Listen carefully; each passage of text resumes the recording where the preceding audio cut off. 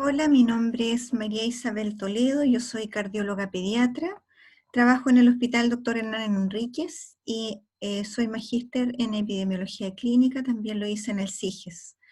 Es una alegría compartir con ustedes este tema y vamos a avanzar en qué es lo que son los métodos cualitativos en investigación en salud. Sabemos que este es un nuevo paradigma. Los paradigmas son maneras de mirar el mundo. Es una actitud que tenemos frente al conocimiento. Y la investigación cuantitativa tiene varias diferencias con respecto de la investigación cualitativa. La investigación cuantitativa sabemos que está más bien fundamentada en el positivismo. En el siglo XX ya se apoya más en el positivismo lógico, y establece como metodología para la adquisición del conocimiento los resultados de los datos más bien en términos de probabilidades matemáticas. A diferencia de la investigación cualitativa, que en las últimas décadas recién del siglo XX ha proliferado, o sea, es más nueva, y sus fundamentos están más bien en el comprensivismo. La cantidad de publicaciones ha ido creciendo progresivamente. En el año 2000 había, como pueden ver ustedes ahí en una búsqueda de PubMed, solamente 39 publicaciones. Y hoy día, si hacemos una búsqueda, ahí se ve la curva, cómo ha sido ascendente, podemos llegar a alrededor de 55.000 resultados, también por términos MEDS. La investigación cualitativa es un aporte muy importante a nuestro trabajo en salud y a la mirada de la salud. Busca comprender cómo las personas utilizan la información técnica para tomar sus decisiones, decisiones que afectan sus vidas, las de sus familias, las de sus hijos. Por ejemplo, la obesidad es claramente un problema para nuestra población, y no solamente a nivel de Chile, sino también en otros países. Es reconocido cuáles son los riesgos que tiene la obesidad, las patologías con las cuales se complica, incluso la asociación a mortalidad. Sin embargo, hay mucha gente que, sabiendo, teniendo este conocimiento, no toma las decisiones de su vida, de estilo de vida, para cambiar esto. Teniendo la información, hay algo que ocurre ahí que hace que no tomen la decisión del cambio.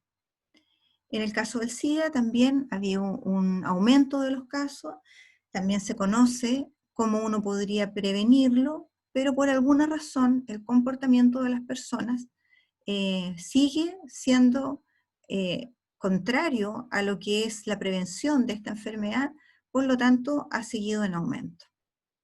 Hoy día podemos dar el ejemplo del uso de las mascarillas, que también se sabe cuál es su beneficio. Sin embargo, en poblaciones que tienen la instrucción de usarla, tienen la instrucción de la prevención, sin embargo, tampoco lo hacen.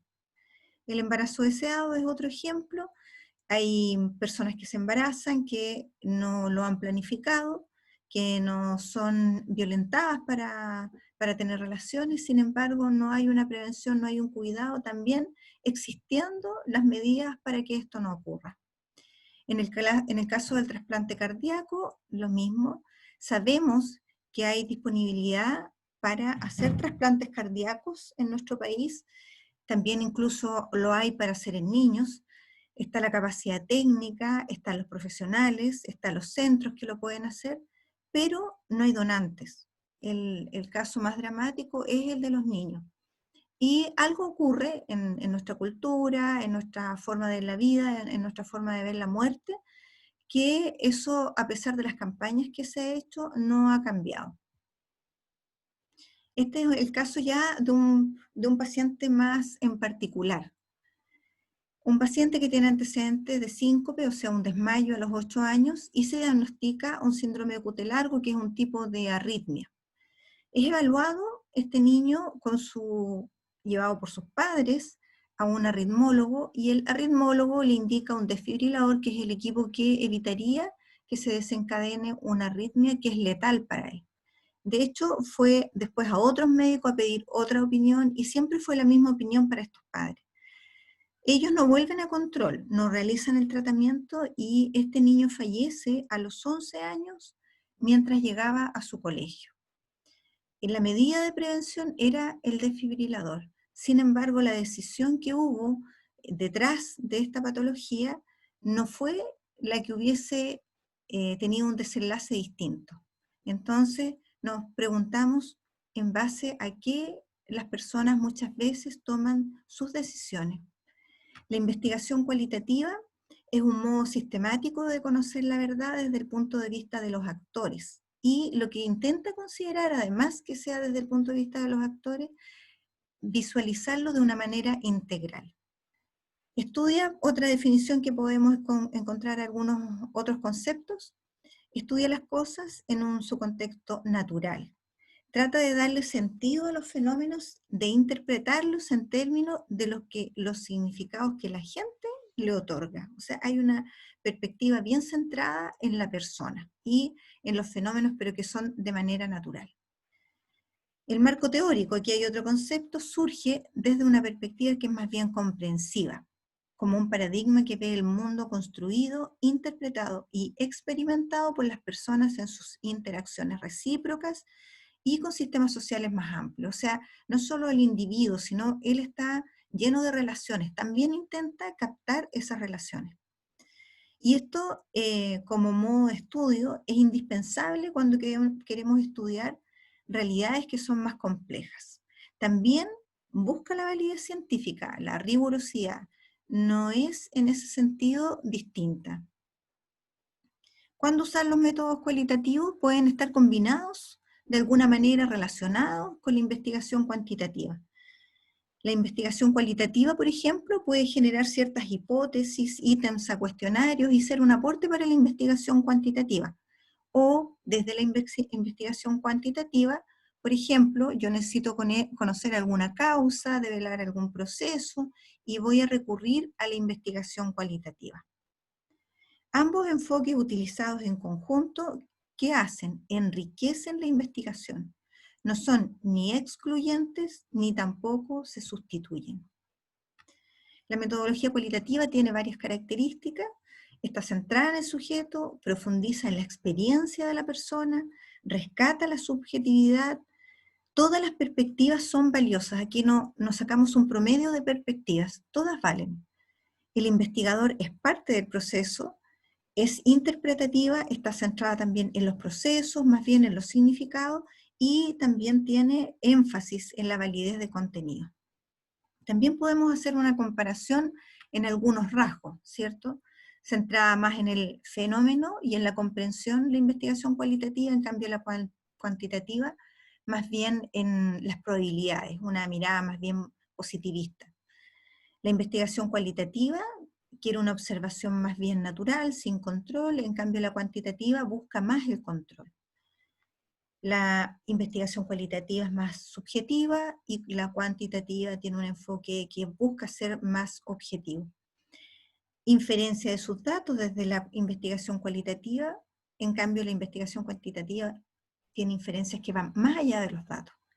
La investigación cualitativa es más bien exploratoria, inductiva y descriptiva, en cambio la investigación cuantitativa es más bien confirmatoria, inferencial, deductiva. La investigación cualitativa está más bien orientada al proceso, en cambio la investigación cuantitativa al resultado. En la investigación cualitativa los datos son ricos y profundos, en cambio la cuantitativa sólidos y más repetibles.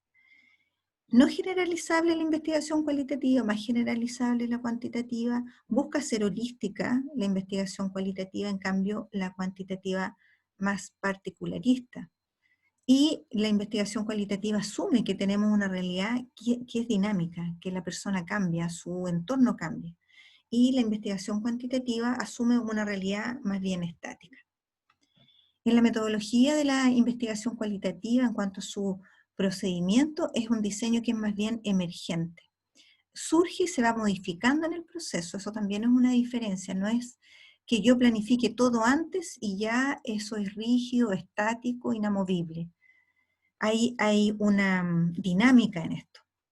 Tiene pasos también. Yo debo, en primer lugar, seleccionar mi grupo de interés, de acuerdo a mi pregunta de investigación, el objetivo que yo tengo. Recolecto datos, grabo y transcribo, porque mis datos son más bien textos escritos. Analiza, interpreta, reflexiona, sintetiza y concluye y recomienda.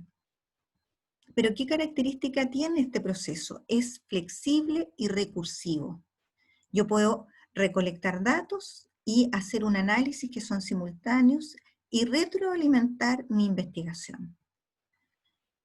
La metodología cualitativa requiere también de una planificación detallada previamente. ¿Cuándo? ¿Dónde observar? ¿Con quién lo voy a hacer? ¿Qué información tengo que registrar? ¿Cómo la voy a registrar? Determinar el tiempo del que dispongo. También tiene que haber una evaluación de costos, instrumentos que serán útiles para recoger y analizar los datos de acuerdo a lo que estoy investigando.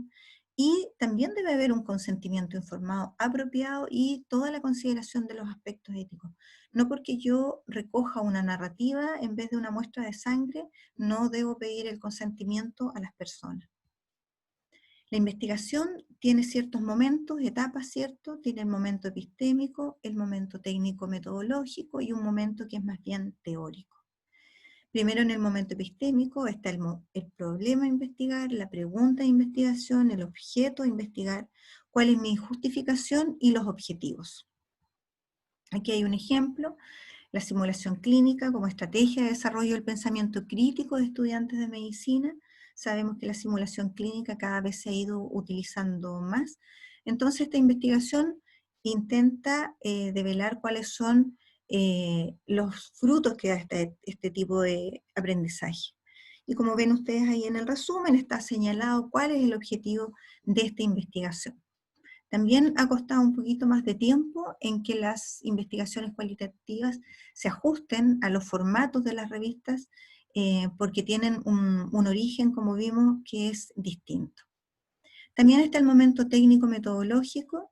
Debemos definir el diseño, describir a los sujetos, cuál va a ser nuestra estrategia analítica y siempre asegurar el rigor de esta investigación. En este mismo ejemplo, y vemos cómo en la publicación los investigadores describen detalladamente cuál fue el método que usaron en esta investigación.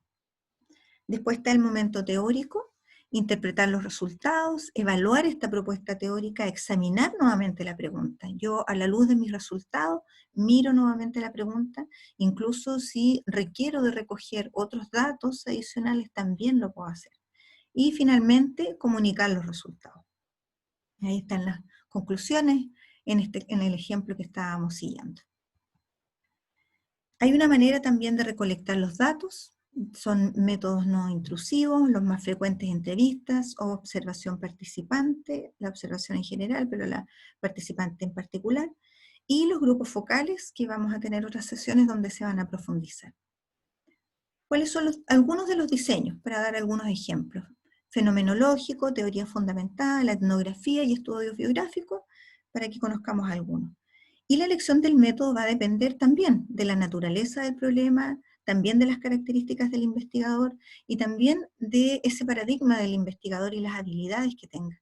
Así como la investigación más bien cuantitativa, yo necesito conocer cómo se hace un ensayo clínico, aquí también yo necesito conocer cómo es el diseño que voy a utilizar e idealmente que tenga experiencia y de la misma manera como las otras investigaciones en equipos de trabajo es mucho mejor.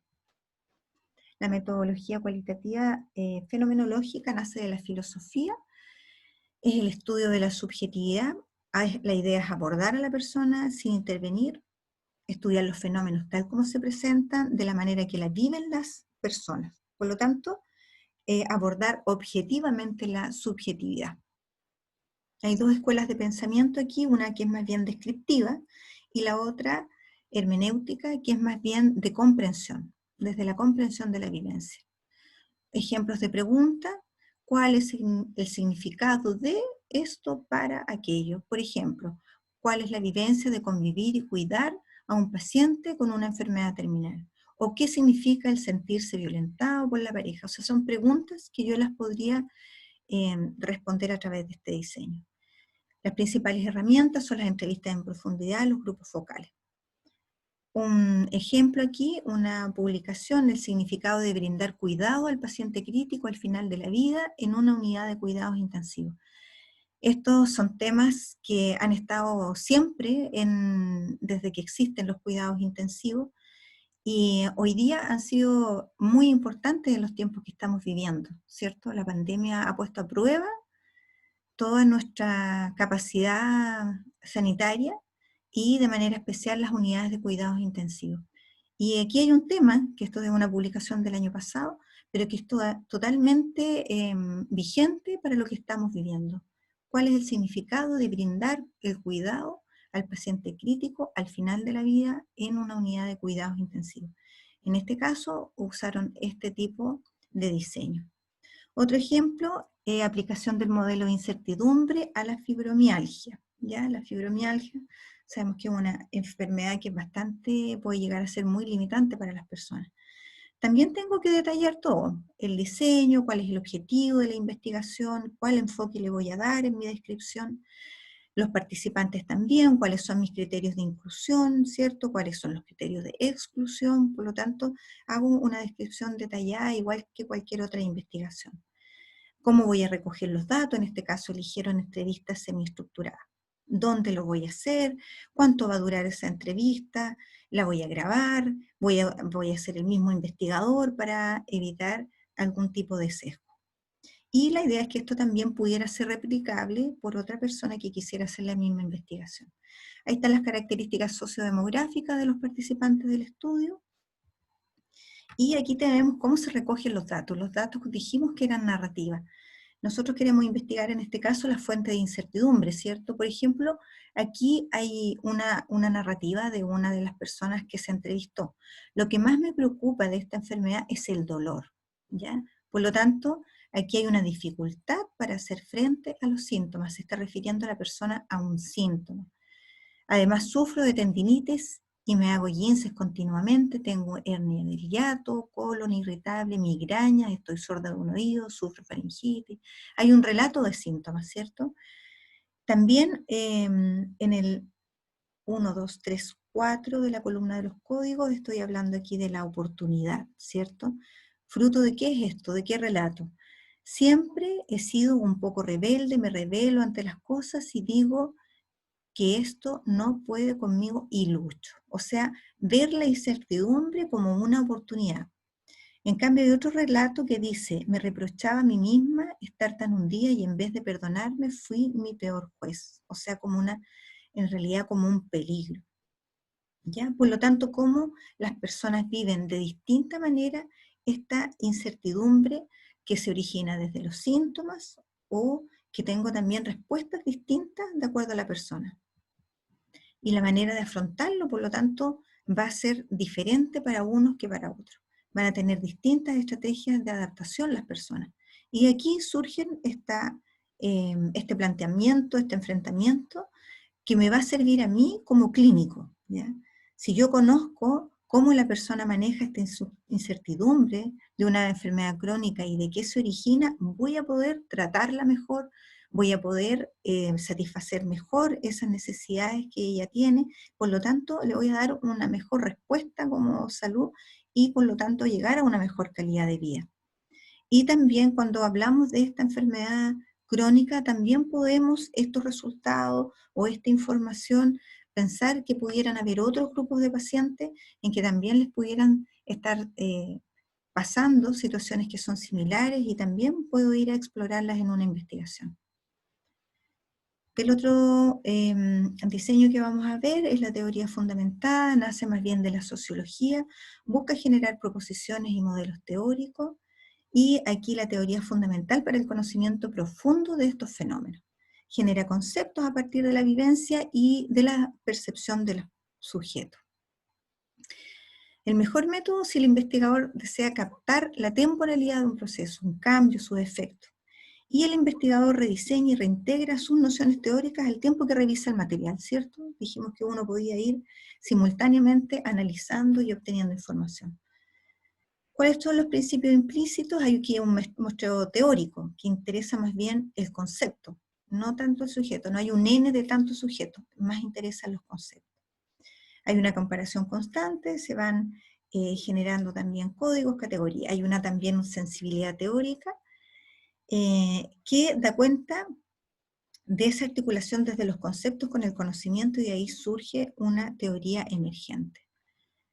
Por ejemplo, ¿qué preguntas de investigación podrían ser respondidas a través de esta metodología? ¿Cuáles son los elementos culturales y sociales que determinan el suicidio? Si yo quisiera buscar esto en las personas que se suicidan. ¿Cuáles son las diferencias en la vida cotidiana de personas con VIH? ¿Qué herramientas podemos utilizar? La entrevista en profundidad y la observación participante. Aquí hay un ejemplo: estrategia de manejo de los antidepresivos desde la perspectiva de los pacientes, luchando interna y externamente. Sabemos que las personas con depresión, uno de los problemas que se tiene durante el manejo es que la persona se siente bien por algún motivo, deja de tomar los medicamentos y muchas veces esas personas terminan suicidándose, ¿ya? O con una depresión que es más complicada. Entonces, yo puedo haber estudiado los antidepresivos, tener el mejor antidepresivo, tomar la decisión con respecto del mejor tratamiento de esta persona, pero si la persona no se toma el medicamento, no saco nada. Por lo tanto, estos son otros aspectos del tratamiento que debo considerar.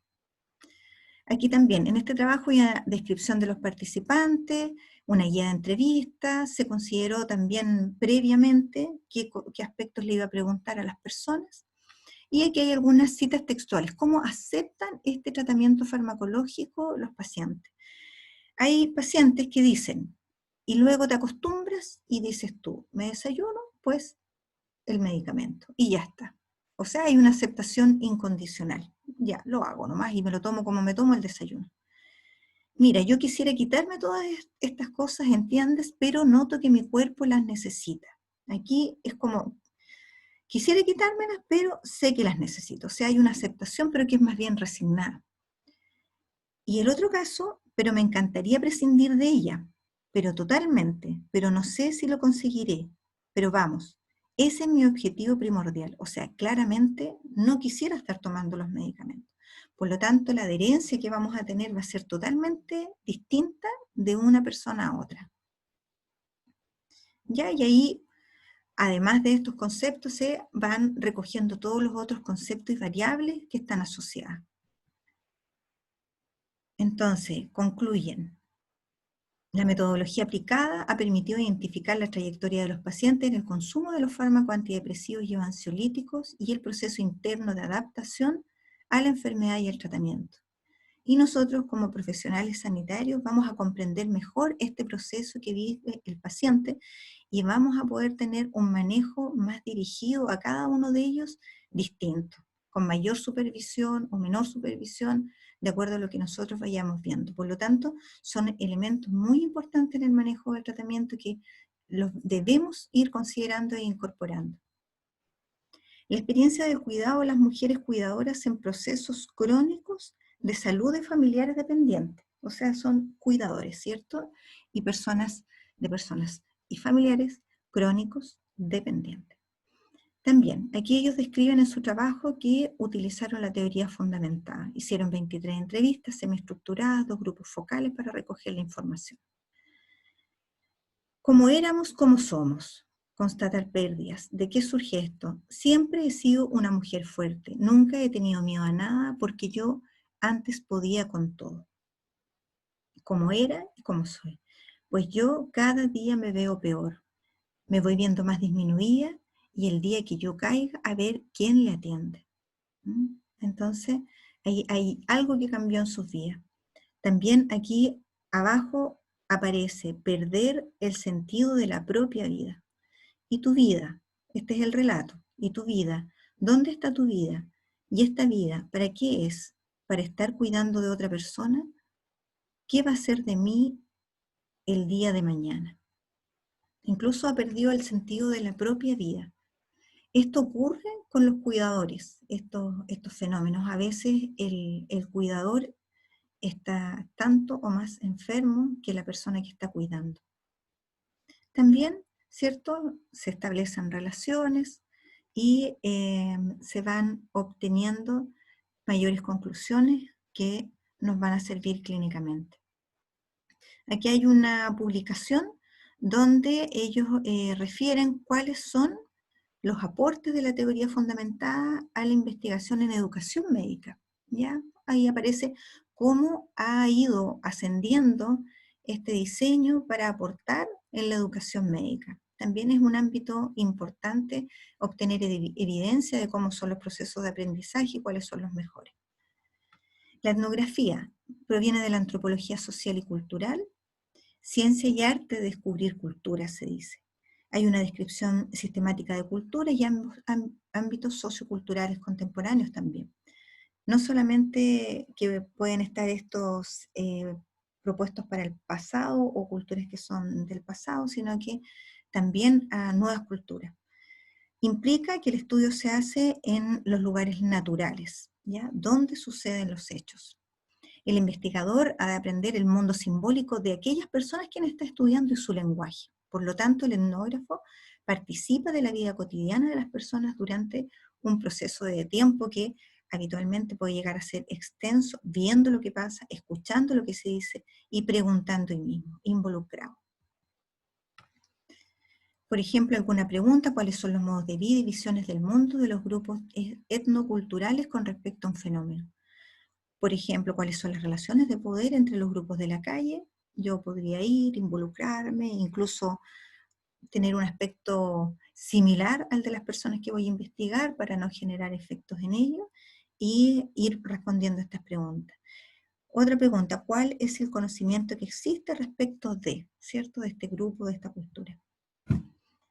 ¿Qué puedo utilizar? Trabajo de campo, con las principales herramientas de recolección de datos: observación participante, grupos focales, también se pueden utilizar documentos, fotografías, mapas complementarios. Este es un ejemplo que es más bien moderno: etnografía virtual, así dice, en Twitter. Son grupos de deportistas amateur que hablan respecto del consumo de hidratos de carbono, ¿ya? Y la persona entró a este grupo como un deportista amateur y analizó y vio qué era lo que ellos compartían, comentaban, y es un estilo de vida, ¿ya? Esto de una carbofobia se llama, un rechazo a los carbohidratos, ¿ya? Y el investigador hizo un análisis del discurso y también sacó sus propias conclusiones. Por lo tanto, no solamente uno va a estar físicamente en estos lugares y no necesariamente son grupos culturales tradicionales. También están los diseños biográficos, el relato de vida, la historia de vida. El relato de vida es un relato de su vida, ¿ya? O de parte de ella por el narrador. En cambio, la historia de vida es una interpretación que hace el investigador a través de ese relato. Y en esto, bueno, hay libros que son bastante conocidos y que son también libros que dan cuenta de patologías, de enfermedades y de qué manera estos son ejemplos, se han sobrepuesto a sus enfermedades. Y son libros que también pueden servir a otros pacientes, ya a otras personas que puedan estar experimentando vivencias similares. Elegí vivir, que es de Daniela Castillo, es la estudiante de medicina que cayó del tren y que se amputaron sus extremidades. Y Nick es un hombre que nació sin extremidades y que dedica su tiempo a dar charlas motivacionales y contar su historia de vida. Bueno, encontré este trabajo que me pareció súper interesante porque dice: negativa familiar en donación de órganos, una metasíntesis, ¿ya?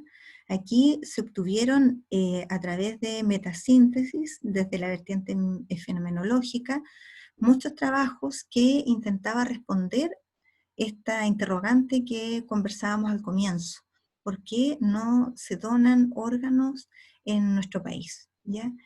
Yo creo que es necesario responder estas preguntas para hacer cambios, los cambios que se requieren. No bastan con campañas comunicacionales, y se ha visto que no es suficiente. A veces ha habido casos puntuales, emblemáticos, donde se han mostrado los rostros de los niños, y sin embargo algo ocurre en nuestra cultura que no tenemos incorporada a la donación. Hay otros países en Europa donde donan para docencia, o sea, para que su cuerpo los estudiantes lo trabajen.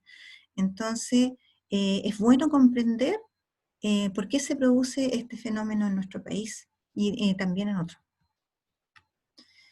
Utilizar métodos exclusivos genera fragmentación de la realidad social. O sea, nosotros siempre cuando utilicemos un método solamente, vamos a parcializar esta realidad. No vamos a tener una visión global. Por lo tanto, como ya habíamos dicho, la investigación cuantitativa y cualitativa se pueden complementar, se pueden sumar, se pueden potenciar, generar una visión de la realidad mucho más amplia. Uno habla de multimétodo cuando usa una primero, la otra después, o integración de métodos cuando se están utilizando al mismo tiempo. Este fue la tesis que yo hice para el magíster, validar un cuestionario de calidad de vida en niños chilenos portadores de cardiopatías congénitas, y utilizamos en la primera fase un método que era cualitativo y con grupos focales, entrevistas, y una segunda fase que fue más bien cuantitativa. Bueno, la investigación cualitativa es una vía para llegar a una mejor comprensión de la condición humana, con la esperanza de contribuir a la adopción de decisiones más racionales y de una mayor eficacia e impacto en los programas de salud. Si nosotros logramos comprender el comportamiento de las personas, por qué toman esta decisión, no hacerse el examen, no tomarse el medicamento, no hacer el tratamiento, entendemos que hay una autonomía de parte de los pacientes en la toma de decisiones.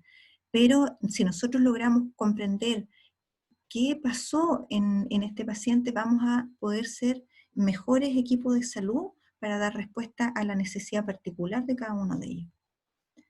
La investigación cualitativa, la evidencia a la que nos abre acceso es la de los valores, las motivaciones, los comportamientos, es decir, ese componente complejo de la realidad humana, que se escapa a los instrumentos más bien numéricos, pero que también debemos intentar conocer con rigor y sistematización si queremos ser mejores clínicos.